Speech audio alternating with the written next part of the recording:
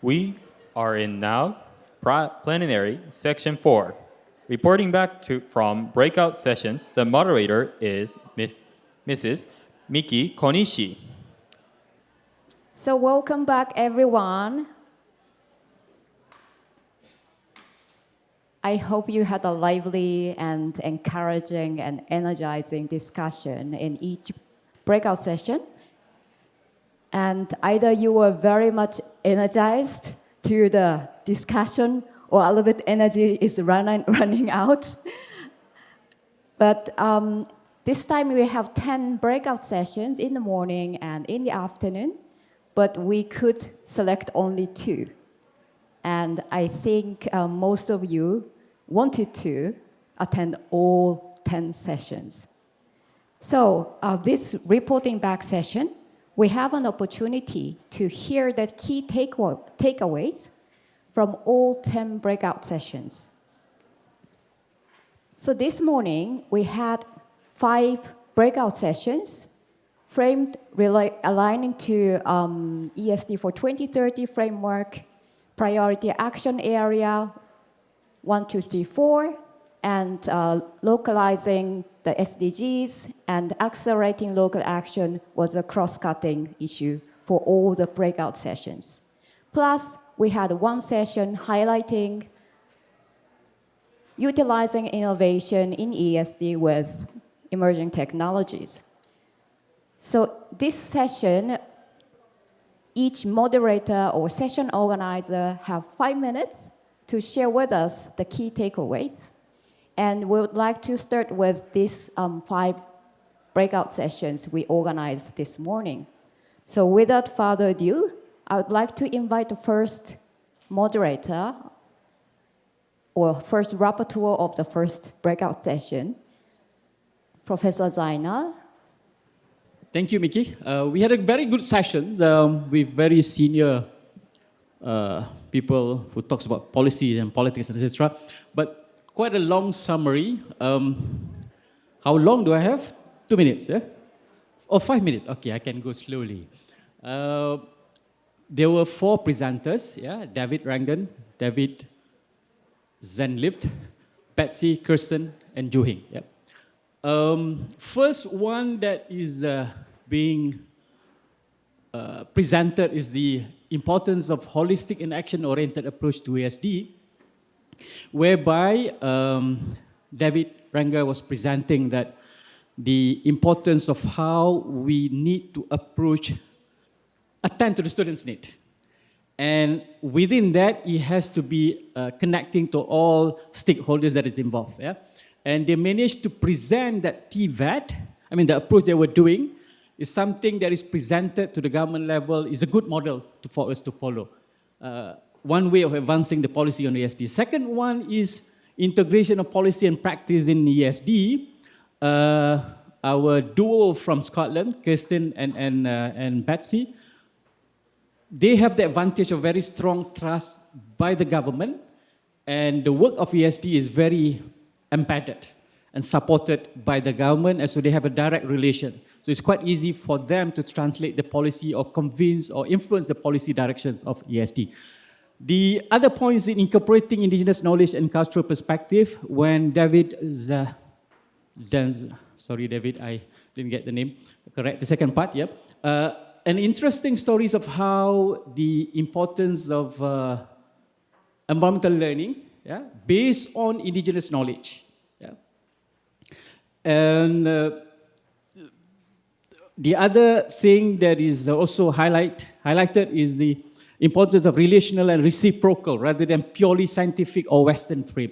So I remember the word decolonization was strongly emphasized there. Okay? The other point that was mentioned, especially coming out from RC Scotland, is the youth-led advocacy, and this is no doubt a very important one. Especially we talk about transformation, because these are the futures, so they need to be part of. We cannot be talking about them without involving them. Yeah, bridging global north-south perspective in ASD, another definite point, and this is one of the repeated point that has been mentioned even from yesterday. One of the audience raised the importance of there's no such thing as one size fits all. We need to contextualize and localize whatever that we're doing. And the other important point is on whole society approach through multi-stakeholders collaboration. Yeah? And this is what the whole ideas of RCE, where ups and down praxis and all the connection that need to be there. Without it, it's not an RCE approach. Yeah?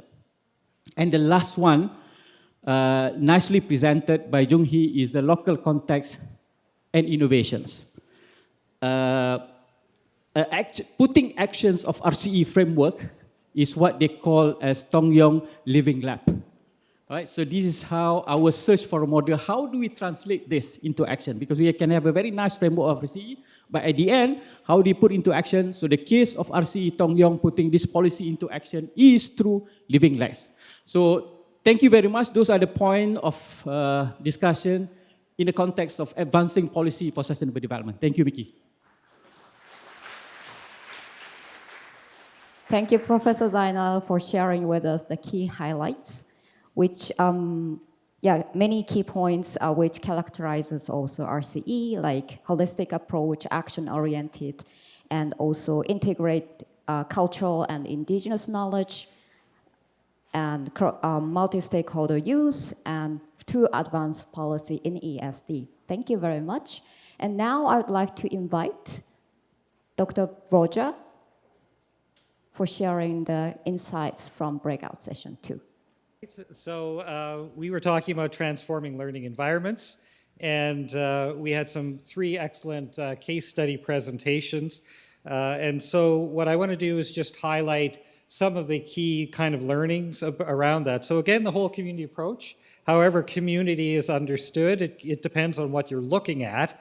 But the idea that you really have to, at the front end, spend enough time listening and learning about whatever the context is in order to make the kind of transformation effective. So we had a presentation on mangrove forests and reconstituting those forests, but the idea partly was if you don't actually understand that the goal isn't simply the number of trees planted, but the number of trees that actually survive, and what is the holistic need for sustaining that plant through time, then of course the whole learning process is going to be problematic. Similarly, we had a project around assisting a low-income population.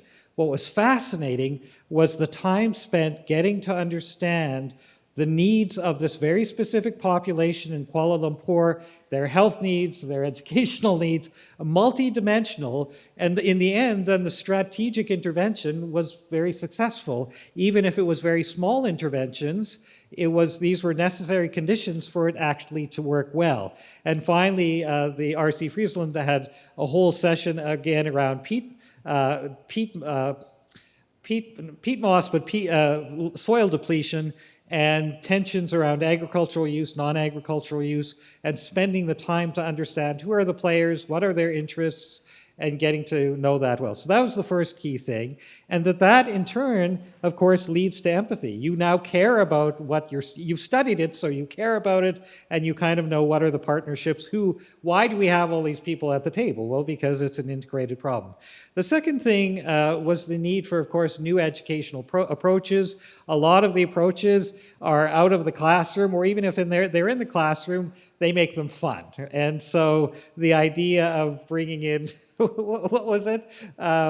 Power Rangers? Was that they had a fellow come in with a costume and a Power Ranger to work with the kids, and they turned it into a very fun and exciting activity.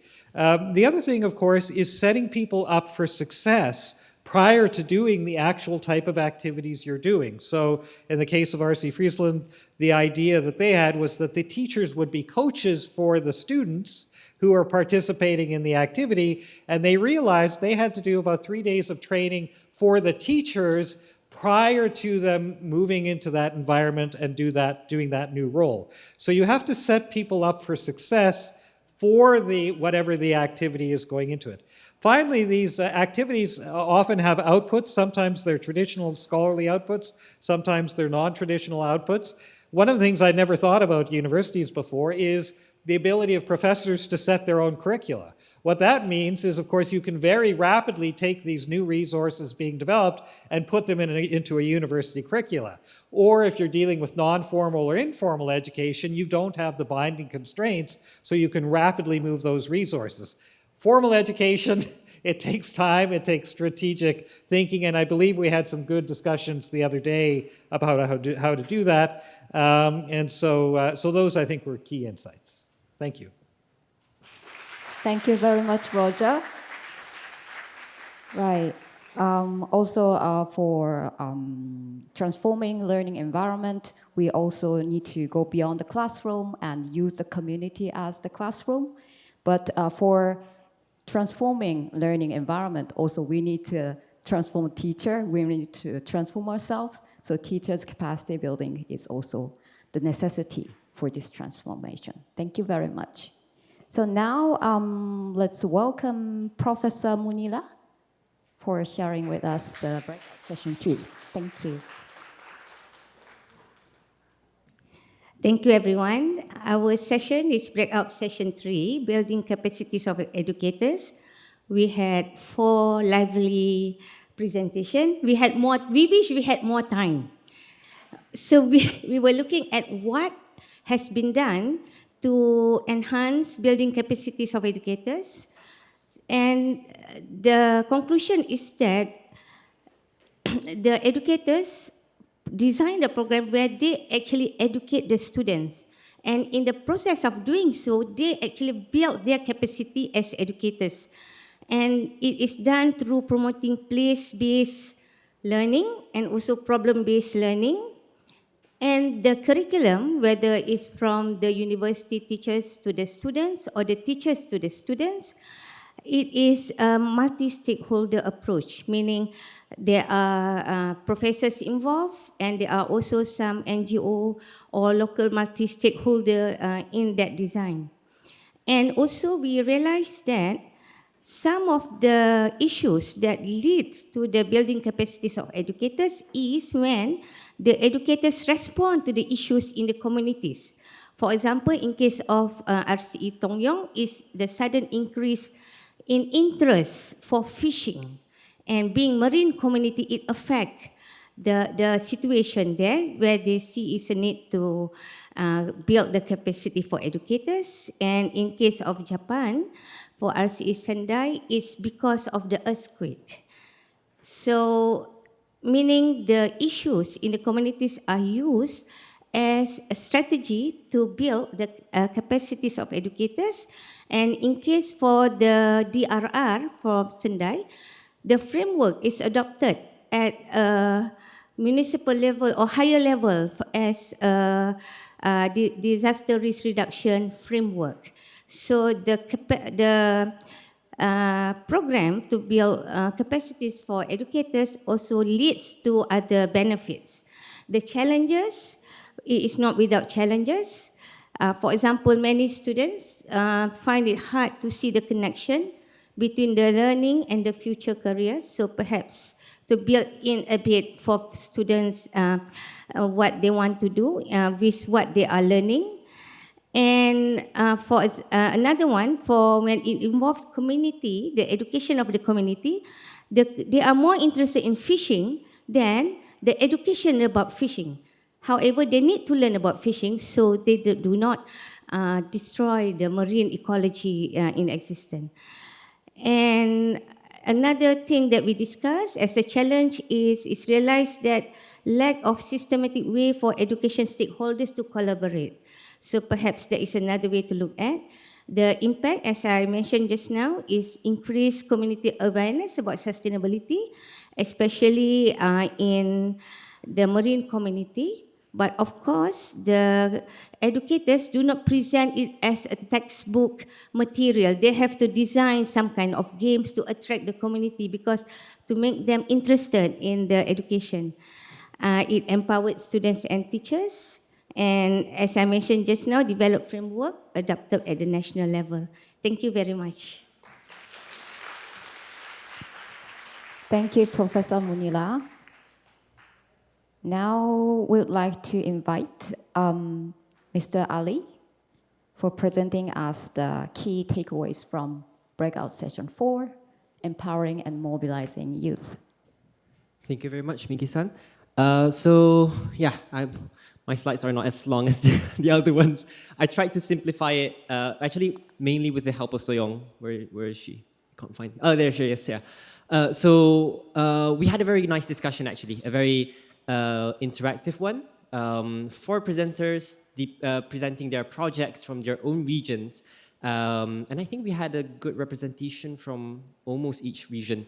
But the first one being a project from RCE Minna, which is one that addresses problematic youth. So just now, Her Royal Highness mentioned about some people saying that youth are problematic. Yeah, these are the problematic youth. But the way that RCE Minna does it is that they take the problematic youth and they turn them into the solution for sustainable sustainability issues. So basically rehabilitation for youth who are involved in thuggery, drug addict, and so on, and using, adapting local and indigenous cultures and contexts for them to change into a better person.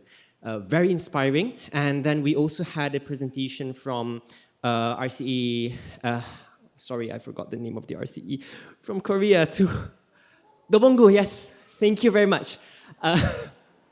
So that one's very interesting. I think we talked a lot about intergeneration collaboration, and for that presentation, for that project, they worked on connecting the different, connecting to the older generations by listening to the stories from their grandmothers, basically. The name of the project is Grandma's Recipes. Very nice, very sweet, especially could relate it to one of my own grandparents' stories. So it's really nice to hear from that as well. And third is from RCE Greater Western Sydney from Australia, where they do advocacy and river work, basically, for conservatory purposes as well, saving the platypus. I think the presenter said she knows Perry the platypus, if you know pop culture reference. So that one's also really inspiring to see how all the youth taking action, and they even integrated it into the curriculum of their institution, which is also always very nice. And last but not the least is from RCE in Kobe. I can't remember the first word. Hyogo Kobe. Right. So where they work for basically addressing inclusivity issues in healthcare. People facing leprosy usually are discriminated in healthcare and discriminated in the society in general. So they try to address the issue by helping them feel more welcome in the society. And the most interesting part is that the team itself even consists of disabled people. So it's truly inclusive work. And we can see, even though these projects are very different from one another and covering different fields, we can see that they're all moving towards one same goal. I mean, first of all of them are youth, powered by the youth. And second of all, it's all working towards one same goal. And I think I tried to summarize all of the sessions, the presentations from the first to the last, one by one, as the first being mainly to empower, the second being to respect, the third being to take action, and the last to create a change. But all of them are working towards this. It's just that we can see the highlight for each and every of them. Oh, actually, I forgot about the slides. Yes, so one of the things I think that's common in the whole in all of them is that the purpose is to pass the baton from across all different generations, not only from the older generations to the youth today, but also from us today to the youth that are not youth yet. Maybe today they're toddlers or they haven't been born yet. The future generations. So you want to pass the baton on forever as we can. That's truly sustainable. And then to empower youth in global action, not just to stay in your local area, but also to apply it globally and help other communities as well, and to foster change, including, most importantly, for marginalized people, so that no one will be left behind. I'm wearing pink today for SDG 10, Reduce Inequalities, and I think that's all that really sums it up for this session. Thank you very much. Thank you very much, Ali. So it's interesting to hear the project, to learn from the older generation. And so we, the older person, are interested in youth, but from youth are interested in the older generation, so vice versa. So I hope we can build a trust and show interest each other so that we can have a better collaboration. Thank you so much. So finally, the breakout session in this morning, the last session was fostering innovation in ESD with emerging technologies. So let us invite our colleague, Abe-san. The floor is yours. Thank you. Hello. There you go. Okay, I was just going to say from a younger generation in Ali and slightly older generation, who I belong, where I belong. Anyway, my session is fostering innovation in ESD with emerging technologies. I tried to distill as much as possible what was discussed. The session was teeming with detail and information, so I think the materials will be made available, so it will be good for the rest of the participants to be able to look into that. But if I have the choice to give the takeaways, it will be these three. If there's any objection from the three presenters, please let me know. Yes, number one, potential use of emerging technologies as an enabler of inclusive action. I think this is something that we all know by heart, especially the ones who presented, and they all have successful programs started by their RCEs. Number two, multi-level collaboration and institutional backing is key for scalability and sustainability. So this is not even technology we're talking about. These are the things that have to be in place behind the technologies for it to be effectively used for ESD. And number three, technologies enhance rather than replace human connection and community-based learning. So for all the shiny objects, AI, apps and all that, those are wonderful things, very welcome, but it's only as good as humans can take them. If it's garbage in, it's garbage out, right? Yes. And with that, I just want to acknowledge separately the presenters.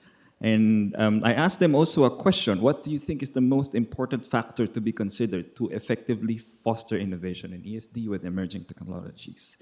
So number one, from Xin Hao of RCE Hangzhou, who presented on Sci2U, Zhejiang-based ESD, Advancing Equitable Quality Science Education for Youth. He said using emerging technologies like AI and also added capacity building is needed as well in order to employ and use these technologies. And the second presenter that I will mention, Tranti Ngoc and Nguyen Thao Thuc Tran. Sorry if I mispronounce your names. From RCE Southern Vietnam, who presented on fostering innovation in ESD with the Green Choice Sustainability Impact Platform. So motivation. And I suppose this motivation is coupled with a commitment. You can only be motivated if you are deeply immersed in your community and you're committed to changing it. And number three, from Vasiliki QP of RCE London, who presented on Social Justice Jam, Spaces for Change. She mentioned, and I think this is very true, I don't need to explain, an open heart and an open mind. So that's it for Breakout Session 5. Thank you so much. Thank you very much, Abe. So technology, humans should be the center even if the technology is advancing. But new technology also provide opportunity and improve the access to education and ensure education for all, but also enhance the quality or improve the quality of education. Thank you so much. So after the lunch break, we had 5 breakout sessions. So these sessions were partially organized also non-RC organization. So it was an opportunity for us and for RCE members to enhance the capacity and to learn something new, which is tools or the knowledge and worldview, etc.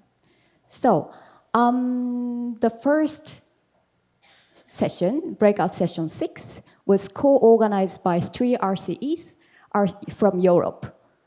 RC Scotland, RC Friesland from the Netherlands, and RC Basque Country from Spain, France. And yes, so they had a workshop to improve our skills for future thinking. So, Ms. Betsy King, the floor is yours. And Max. We 3 RCEs put together this, as you say, Mickey, and I'm very pleased that, Max, you're able to look to the future, because this workshop was very much about futures thinking. And what we were aiming to do was to demonstrate some futures thinking methodologies, but also through participation from our wonderful participants, those that joined the workshop, actually think about where we've come from, where we are now, and then where we really need to go in the context of learning beyond 2030. So we know we're working towards the SDGs. We know we have the ESD for 2030 roadmap, but where are we actually taking this beyond that? So we were first steps towards that thinking. And how can we equip ourselves to ensure that our activities as RCEs are transformational? What future contributions can we make? So we had 3 provocations at the beginning, and they were very, very short and sharp. The first was really based on the IDGs, thinking that the heart of the matter is what we value, our values.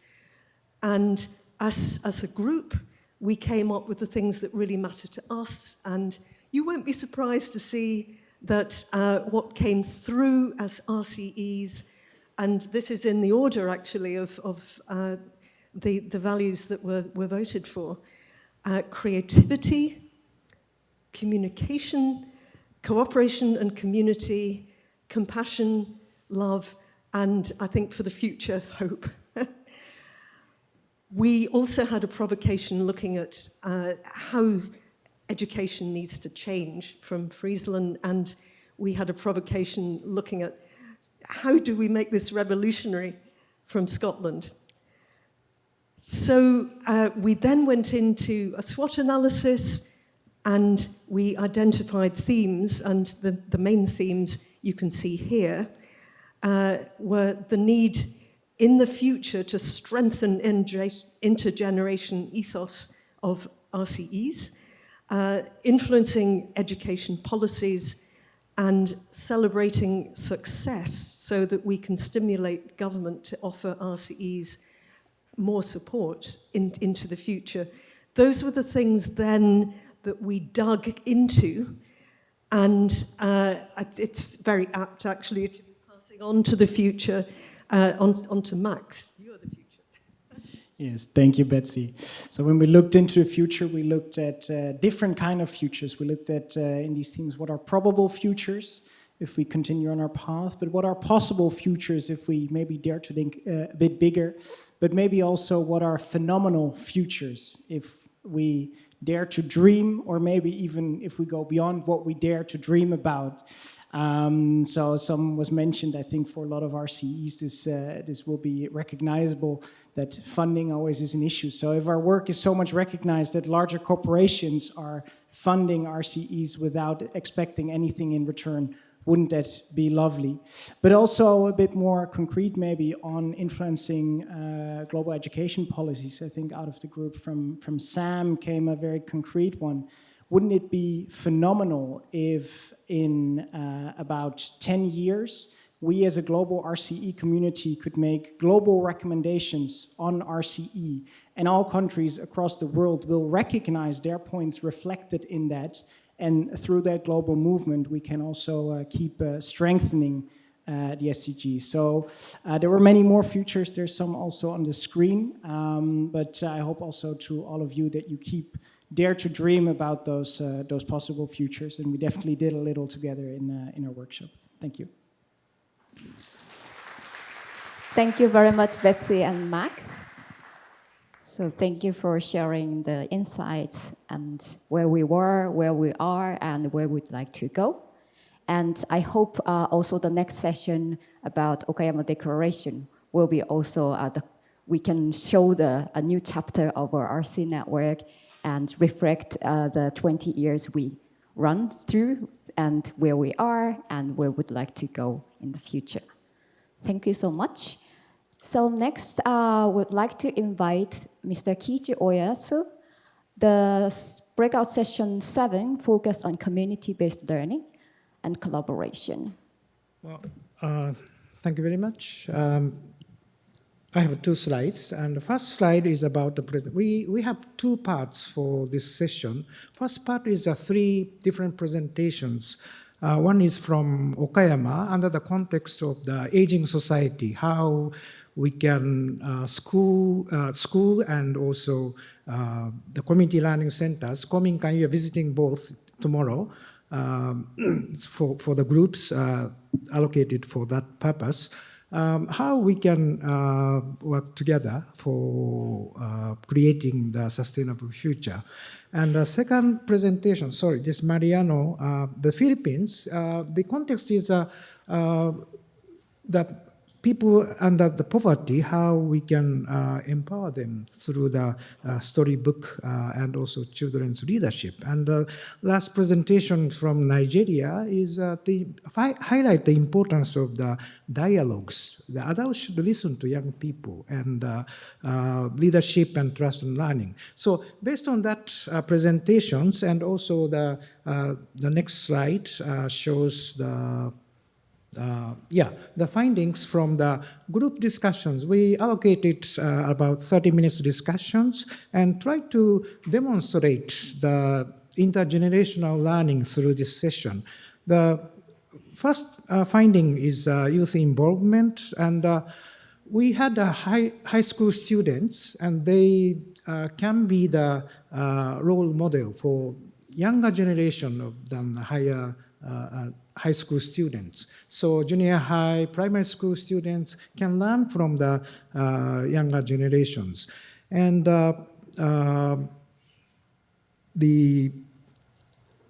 also the second point is intergenerational learning has been emphasized. And we also find that this kind of opportunity is intercontinental learning. As I mentioned, that Philippines, Japan, and also the Nigeria, we can learn each other, not only the generation-wise, but also the beyond the borders we can learn. At the same time, when we talk about sustainability, sometimes this kind of conference, those academics and also government officials can participate the sessions more easily and learn. But it's not very easy for high school students to come and participate. So we should make the arrangements for high school students to participate in a similar kind of organizations, not necessarily the conference, but also festival type of things, and so that people can learn, participate and learn more easily. And the Kominkans in Japan, we have very good facilities and also support by the government, but not always case to all the countries. So we have to see how the local government and administration can also provide such kind of environment. And during the group discussion, one interesting point time was that they had one group was discussing, and then there was a call from Nigeria. So that person also participated in the discussions. So we can utilize this technology and SNS So if we can have a good digital literacy and digital inclusion, then we can use those tools for communication and discussions. The last three, trust and collaboration, it's repeatedly mentioned during these conferences, and then that's also important for the collaboration. But one note I'd like to mention is that when we have a collaboration, there is a bit of power imbalance. You know, somebody has to listen to the others. So those who have power have to be careful about this kind of power imbalance. So maintain the common goals and also dialogues and keeping the power balance so that we can have a good collaboration. Thank you very much. Yeah, thank you very much for sharing the insights, how we can collaborate with each other.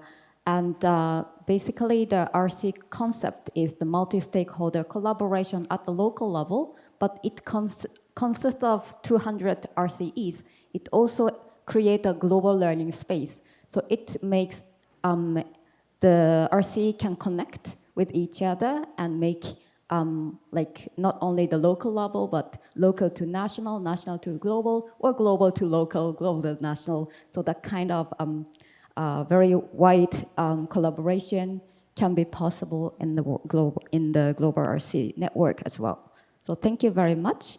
And now I would like to invite Professor Atsufumi Yokoi from Okayama University.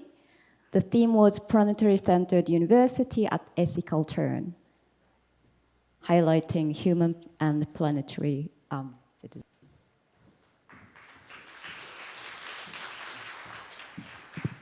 Thank you very much for this time. Well, our discussion theme is planetary-centered universities at ethical turn, advancing ESD beyond SDGs for human and planetary well-being. Together with distinguished panelists, Professor Rajay Naidu, Deputy Vice Chancellor and Vice President of University of Exeter in the UK, and also Professor Dara Diadorov, UNESCO Chair in Intercultural Competence at Stellenbosch University from South Africa, and Dr. Julie Newman, Director of Office of Sustainability at MIT in the US, and Ilan Emberger, he's a youth representative of United Nations Education 2030 high-level steering committee, and also a student Azura at a global discovery program at Okayama University.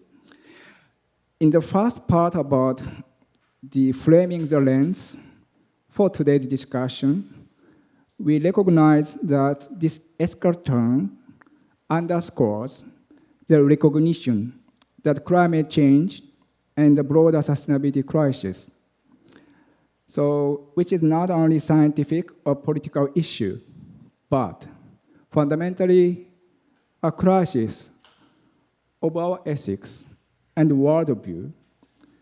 So it calls for education to become a transformative space capable of cultivating planetary awareness and moral imagination for coexistence between humanity and the planet of the Earth. So in the summary of the frame for today's discussion, we also recognize that in the 21st century, our viewpoint must shift from thinking in terms of classical concept on global society to a planetary society. So planetary is not a semantic nuance, but an epistemic shift. So when we raise the level of our viewpoint, our conceptual field of view widens as well. So from global citizenship, a frame grounded in human societies and their relations, to planetary citizenship over global citizenship, which locates humans within the living Earth system and brings ecological ethics, cultural plurality, and long-term care, so horizontal, vertical, as Professor Zulu mentioned, into the core of our identity. So once we adopt this planetary lens for this discussion, we discuss further the role of higher education institutions as centers of knowledge and societal influence are therefore at a critical juncture. They must evolve beyond their traditional roles of workforce preparation and knowledge factory with market fundamentalism and competitive fetish, as Professor Rajan Naidu mentioned, toward becoming ethical ecosystem that support planetary regeneration. So this involves not only curricular reform, but institutional culture, governance, and community relationships aligned with ecological and ethical imperatives. Finally, the suggestion is that universities must be reimagined as ethically configured institutional systems that make possible the well-being of both humanity and the planet of the Earth together, and together with youth through intergenerational solidarity, which means the today's theme, planetary centered universities. Last but not the least, we discussed the Beyond SDGs 2030 agenda based on the question from the floor. In this discussion, we also suggested that we must foster interconnectedness and relationality by reaffirming existing education initiatives, including, of course, ESD, GCED, intercultural learning, to be integrated, as well as by revisiting, this is very important, ancestral intelligence, including Ubuntu philosophy, Sejaftera, as Professor Zuru mentioned, and also maybe Shinto from Japan, to name a few, for holistic well-being of all.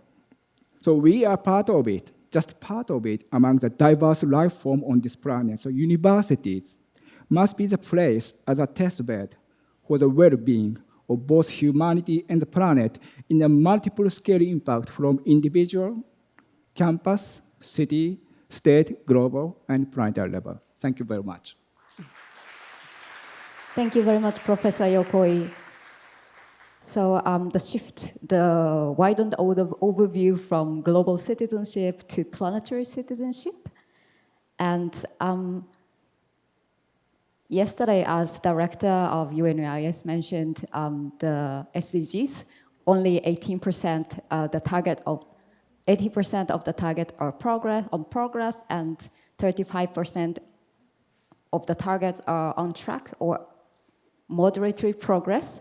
So, but we only have the 5 years left to achieve the SDGs. So maybe we also need to start discussion about SDGs, and also to think about longer view, to think about the future. We also need to understand the past. So we need to have a long-term perspective and have a holistic view. So thank you very much. And last but not least, UNIS organized a workshop which utilized the toolkit created from the insights of RCEs and to empower next generation of change makers. So the floor is yours, Dr. Nafisa Insavaiva. Please welcome Nafisa. Oh. Sorry, so we changed the order. Sorry, Mark. So we'll welcome UNESCO Mark. And special guest, Mark. So special guest. Yes, I thought I would run of new things to mention as the 10th speaker, but now I'm speaker number 9, so I still have new things to share.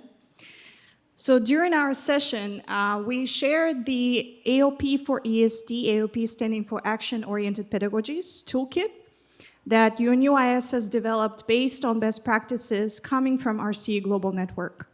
So you can see the 7 AOPs, the colorful cards there. And we were basically asking the question when we were designing this toolkit, how do we raise the next generation of change makers? How can teachers inspire students to change their behaviors, to lead action in sustainability and climate change? And we wanted to equip teachers and educators with a specific practical tool that they can start applying right away in their local environments.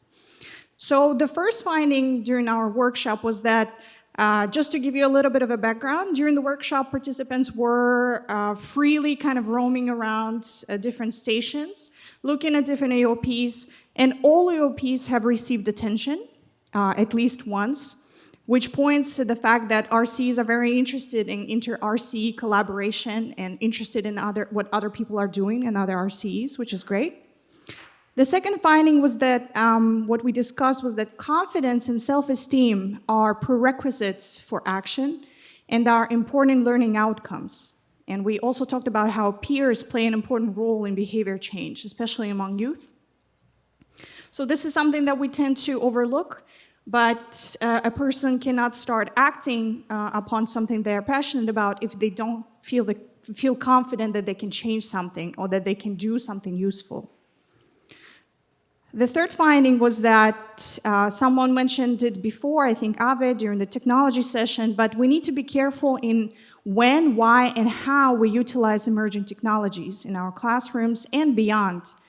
It needs to be clear that emergent technologies need to add to our experiences and add to the experiences of the learners without taking away something that's very important to them. The fourth takeaway from our session was that intergenerational collaboration starts at home. And intergenerational collaboration can sound very fancy, right? We use a very fancy terminology with something that can be very simple. And I think RC the Bongo's project on Grandma's Recipe kind of speaks to that, right? Intergenerational collaboration can be very simple. Start talking to people at your household. And it's connected to our fifth point, is that families are an important source of expertise. So we were talking about how in both formal and non-formal education, sometimes we're looking for experts to engage with. And when we think of experts, we think of NGOs, we think of some institutions, and we discussed how a lot of teachers do not know how to approach these NGOs, how to approach these institutions. However, we tend to overlook that within our programs, each student has some sort of background, and each student's family has an expert at least in something. Because parents have some sort of job, and just by the fact that every day they go to work, they do possess some expertise that could relate back to the sustainability challenges that we are trying to co-create solutions for. So all in all, our session was very active. There were a lot of ideas, and we encourage other people who were not able to join our session to take a look at the toolkit and also try applying it in your local environments. Thank you very much. Thank you very much. And UNUIS published also a case study publication featuring 10 RC initiatives utilizing action-oriented pedagogies. And so you can learn how they incorporate action-oriented pedagogies components in their concrete action. So last but not least, we would like to invite Dr. Mr. Mark Manes from UNESCO, jointly with Professor Fuji from Okayama University. They co-moderated the workshop. So floor is yours. Thank you. Thank you, Mickey. I know you did it on purpose, right? To put me last, right? Yeah, I know you didn't forget. Thank you. Thank you very much. Yes, so our title was on green and sustainable learning, sustainability competency pedagogies to get every learner climate ready. Following on the theme of the entire 2 days here, the session looked at how we bring about a holistic, participatory, experiential learning environment through school, through community, and so on. How do we put it all together? Of course, we started with the idea of, learning needs to be inquiry-based, participatory, collaborative, need to focus on interdisciplinary learning as well, how to bring people, expertise from different areas together. Then we looked at how to bring in some specific competencies, different types of competencies. Nafisa mentioned a few in the previous one on the action-oriented pedagogies, things like collaboration, reflection, things like this. Critical thinking skills were key, systems thinking, lots of different types of competencies that we can bring in that cover cognitive learning, social emotional learning, and behavioral learning. How do we bring it all together so that we can finally act? So we played a game actually to try and match different types of competencies and so on. And then the last thing we did is we looked at UNESCO's tool on greening curriculum and looking at different topics and concepts in greening that we can bring into our learning. Things like climate science, climate justice, post-carbon economies, sustainable lifestyles. So how can we bring those different types of topics through interdisciplinary approach, through different subjects, through different grade levels? We worked together in 4 different groups. Each group was tasked with designing some sort of lesson plan or some sort of activity that they could work with their learners. It's hard to see the different topics, but hopefully we can share these pictures with everybody in the meeting report after. But for example, I think this group here, they talked about climate justice, climate action. They were talking about how to involve climate action. This group here was looking at transportation and linking transportation, carbon emissions, and economics together. The group second from the right was on waste management, how to bring in waste management through their activities. And the last one was talking about the water cycle. How do they show the water cycle to learners through different activities? So we had a wide range of different activities and lessons shared, focusing on that overarching, holistic, participatory, inquiry-based, experiential process. I stopped there. Thank you very much. Wonderful. Thank you, Nikki. Thank you very much, Mark. So the participants learned very practical skill to develop the class lesson plan. So thank you very much. So I hope all the session truly were inspirational and also contributed to rethink the learning towards sustainable future in line with the conference theme. And now, so thank you very much all the moderators, rapporteurs, and presenters, and of course all the participants to actively contribute to this session's successful. And now we have the opportunity and a little bit time to also engage the participants. So I believe all of you had some insights, learned something new, and get some insights which you want to also share with the other participants. So if anyone want to share something, what have you learned? Or what was so inspirational?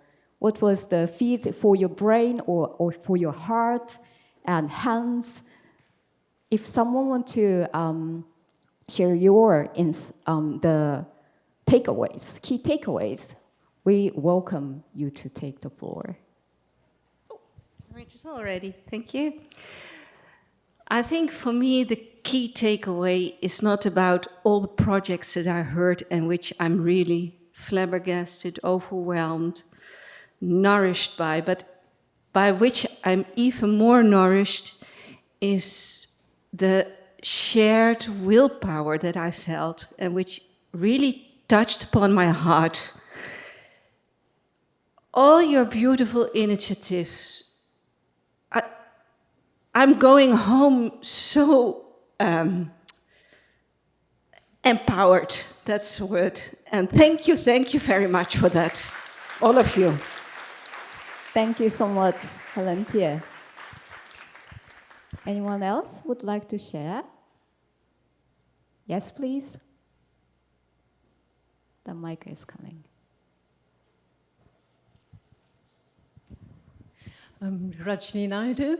I just wanted to say it's the first conference that I have been to where young people have not just been present and attending, they've actually been completely integrated into the conference. So they've been on panels, they've been organizing things.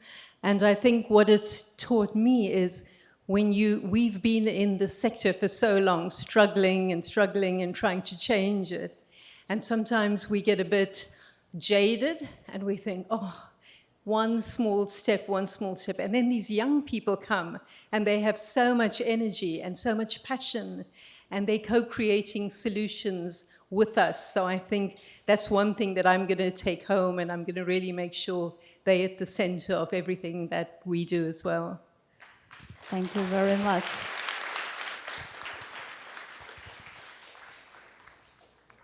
Thank you very much for sharing your thought. Yes, Princess. Thank you very much. I just want to comment you, Miki, Konishi, and all the entire team. It has been, of course, my sister there, she was emotional. We could feel it. I think that the vibe that you have created, this is so valuable.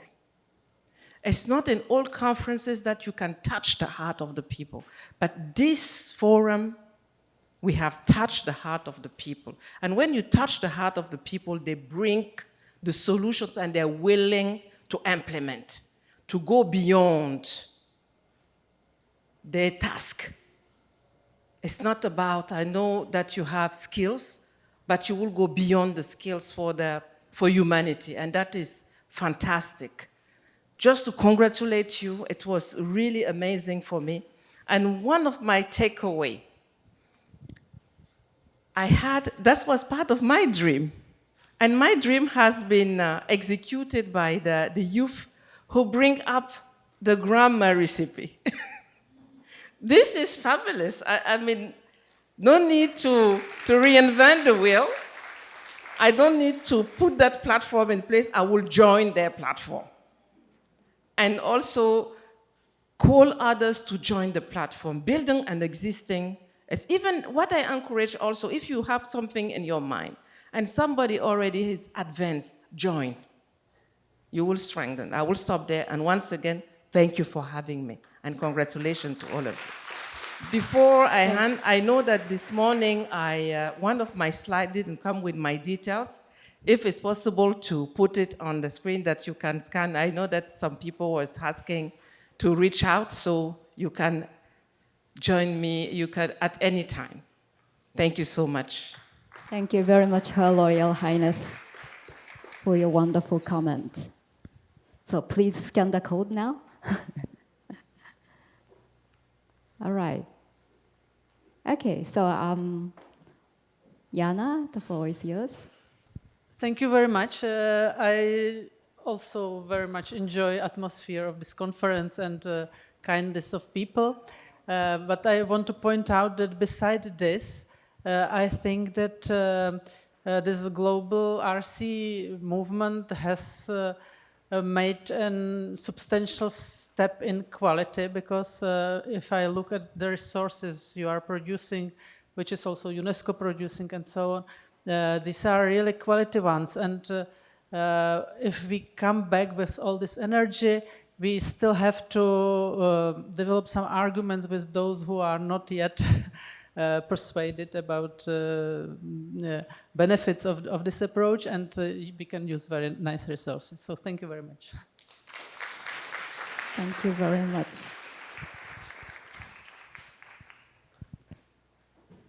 Okay, so thank you.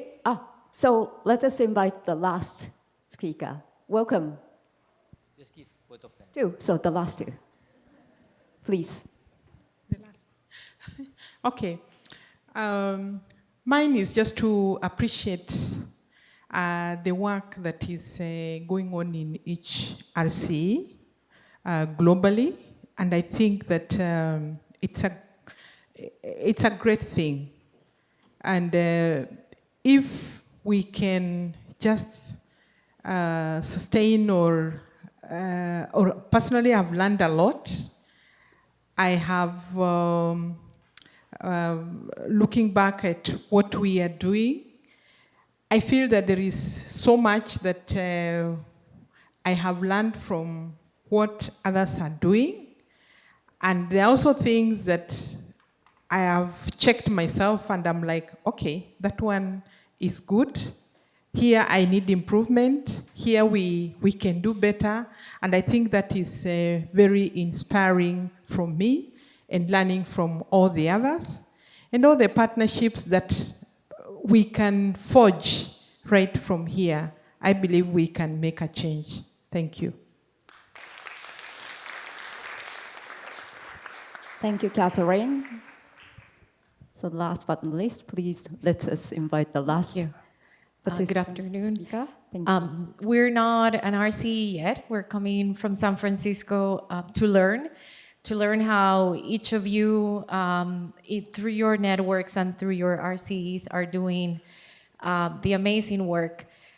So being in this field for so long, I have always known there's many ways for us to green the curriculum. There's many ways that you could implement solutionary learning. But I think what has happened for me in the last 2 days is seeing how you can do this work collectively through so many different models. I have been talking to all of you, well, not all of you, but many of you, and each RC is working in such a unique way. So I think it's a reminder of the beauty, but the power of the work that everyone's doing. So thank you for sharing how you're doing the work. Thank you very much. So, yeah, we hope that you will feel motivated and energized to take further action, applying your knowledge and skills with your community members when you will go back to your field and your country. So once again, we would like to show our appreciation to all the moderators, session organizers, speakers, and participants for making all the breakout session interesting, successful. And we hope we'll also create a session report, including some links with materials so that you can take back to your field and RCEs. So let's give ourselves a big round of applause.